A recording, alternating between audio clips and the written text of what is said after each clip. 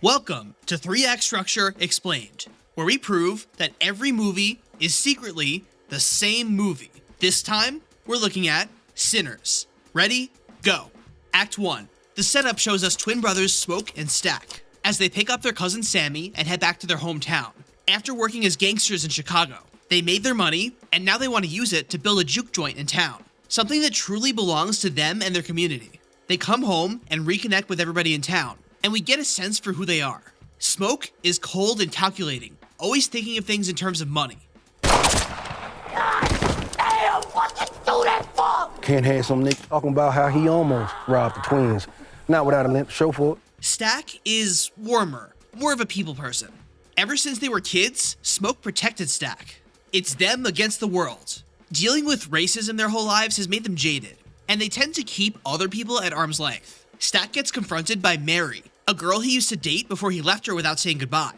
And Smoke reconnects with his wife, Annie, whom he left after their baby died.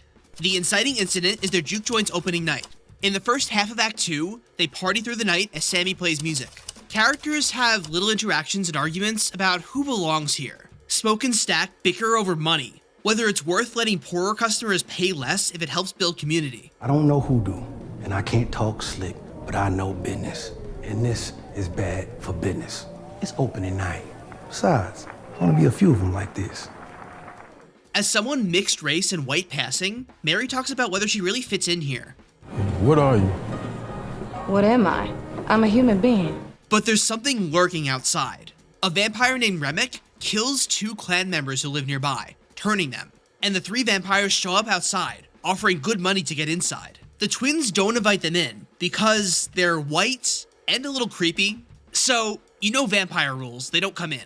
But this place can't survive if they only serve people who don't have money. So Mary goes out to talk to them, and they turn her.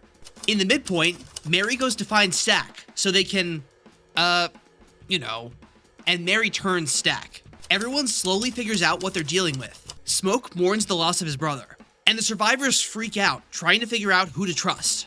The vampires still are the people they were before they turned, so the survivors have to grapple with talking to undead versions of their loved ones. Even when one person's a human and the other is a vampire, they still love each other. I'll come in and we can grab our things and head home. Don't listen to him. In the all is lost moment, Remick tells them what was really going on. The guy who sold them the land for this place, he was with the clan. And the next morning, they were going to ambush and kill everyone here. Smoke and Stack's dream was a sham from the very beginning. No matter how many guns or how much money, they gonna take it from you when they want. You built something here tonight, and it was beautiful, but it was built on a lie. Knowing that, why not join the vampires? They don't discriminate. If there's no safe place for you out in the world, why not assimilate? Are you catching the allegory? It's worth noting that Remick is Irish, a group that wasn't always considered white.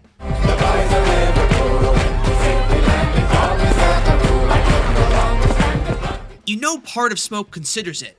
Being with his brother again, having the power needed to survive and fight those who hate them. But of course, he doesn't take it. Grace's vampire husband, Beau, threatens to go home and take their daughter, so she loses her cool and lets them in. There's a big climactic fight against the vampire horde, where everybody goes down except for Smoke and Sammy. They manage to hold out until sunrise, when most of the vampires burn up in the light. In the resolution, Smoke ambushes the clansmen the next morning and wipes out every last one of them, but takes a fatal wound in the process. He dies, seeing a vision of Annie and their baby. He lost everything. He couldn't protect his brother or his community. The thing he always wanted was never possible. But he can rest easy knowing he did the best he could. Decades later, an old Sammy gets a visit from Stack and Mary, and they talk about how perfect that one night was. Before the vampires showed up. And life as an immortal monster is nothing to Stack compared to living side by side with his brother. Just for a few hours, it was free. So, what did the characters learn from this? And what can we learn? Here are the major themes of the story. Identity. You don't have to justify who you are to people who don't respect you. Tribalism. There's no reliable way to protect yourself or the people you love from people who hate you. But that doesn't mean you shouldn't try. And community. All that anybody really wants in this world is to live among good people who love and care about each other. And the denial of that is one of the worst cruelties of racism. Sorry I couldn't keep you safe. Don't be sorry. You always did. Click the card on the left to see how another movie follows 3-act structure. Click the card on the right for a full explanation of what 3-act structure is and how it works. Subscribe if you like these videos and want to see more. And leave a comment if there's a movie you want to see the channel talk about next.